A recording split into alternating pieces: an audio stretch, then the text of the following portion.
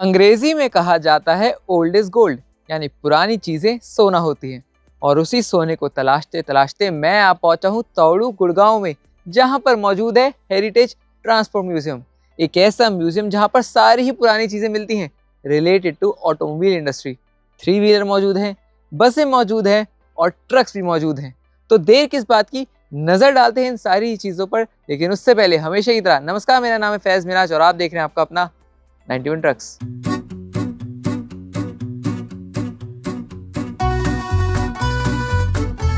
बड़ी ही हैरानी की बात है कि राजधानी दिल्ली से कुछ किलोमीटर दूर ही ये म्यूजियम है, लेकिन बहुत ही कम लोग इसके बारे में जानते हैं।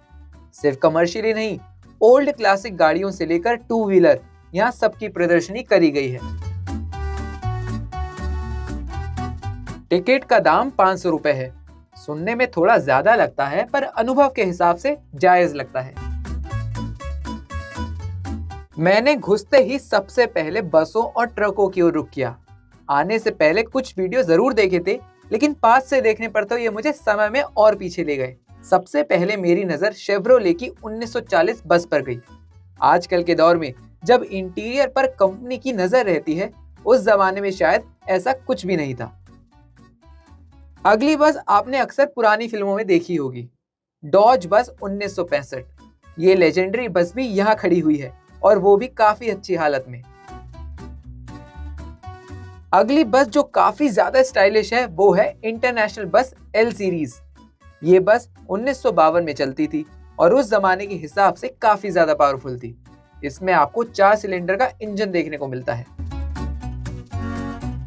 हिंदुस्तान की सबसे मशहूर बसों में से एक हिंदुस्तान बेडफोर्ड भी यहाँ पर खड़ी है। पीले रंग की इस बस में 4000 सीसी से ऊपर का इंजन आता था और ये बस 1960 के दशक में काफी ज्यादा मशहूर थी। यहाँ आपको हिंदुस्तान बेडफोर्ड 1969 मॉडल से लेकर जीप पिकअप 1958 मॉडल, वो सारी आइकॉनिक गाड़ियां मिलेंगी जिनको लोग भूल चुके हैं। फोर्ड्स वैन जैसी दुर्लभ गाड़ी भी यहाँ पर खड़ी हुई है। आप लोगों ने गौर से देखा होगा कि इन सभी का डिजाइन आज की तुलना में काफी ज्यादा बेहतर है। मुझे तो पर्सनली ऐसा लगता है कि ये वाली उन पर भारी पड़ती है।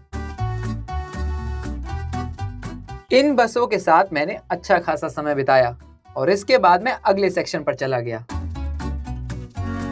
यहाँ भी कुछ बसें खड़ी हुई थी। आपको यहाँ पुराने ट्रक्स इतने देखने को नहीं मिलेंगे जितनी बसें खड़ी हुई हैं। ट्रक्स का जो रेफरेंस यहाँ इस्तेमाल हुआ है वो आज तक मैंने कभी भी नहीं देखा। आप शायद समझे नहीं होंगे, ट्रक के हर एक पार्ट से इस फ्लोर को सजाया गया है। शेर व शायरी, पार्किंग टोकन्स, बोनट, हर चीज का इस्तेमाल बेहद समझदारी के साथ करा गया है। बहुत ही हैरानी की बात है कि इतनी बड़ी इंडस्ट्री होने के बावजूद दर्शक के रूप में यहाँ सिर्फ मैं ही मौजूद था। स्टाफ ने मुझे बताया कि सिर्फ वीकेंड पर ही यहाँ थोड़ी बहुत भीड़ होती है। कभी कभार स्कूली बच्चे आ जाते हैं और ज्यादातर ये जगह खाली ही रहती है। इस म्यूजियम को पब्लिक के लिए 7 दिसंबर 2013 को खोला गया था। ये भारत का पहला कॉम्प्रिहेंसिव ट्रांसपोर्ट म्यूजियम है। इसको बनाने में उस समय की भारत सरकार ने भी मदद की थी। ये म्यूजियम 90,000 स्क्वायर फीट में फैला है। इसमें 4 फ्लोर हैं। इस म्यूजियम में आपको library, mini auditorium, conference room और बहुत सारी गजब की चीजें देखने को मिलती हैं। 3 व्हीलर्स का सेक्शन भी काफी ज्यादा यूनिक लगा। बहुत ही खूबसूरत तरीके से इन गाड़ियों को सजाया गया है। कभी कभी लगता है कि वाकई दुनिया कितनी ज्यादा बदल गई है। उस जमाने में 3 व्हीलर में स्टीयरिंग था, एक रॉयल्टी थी। आज के 3 व्हीलर्स ज्यादातर ईवी हैं। स्टीयरिंग की जगह हैंडल है। थोड़ा आगे आपको पियाजियो का ऑटो रिक्शा भी दिखेगा, जो आज के जमाने का है। आप ये सारे डिफरेंसेस अपनी आंखों से देख सकते हैं।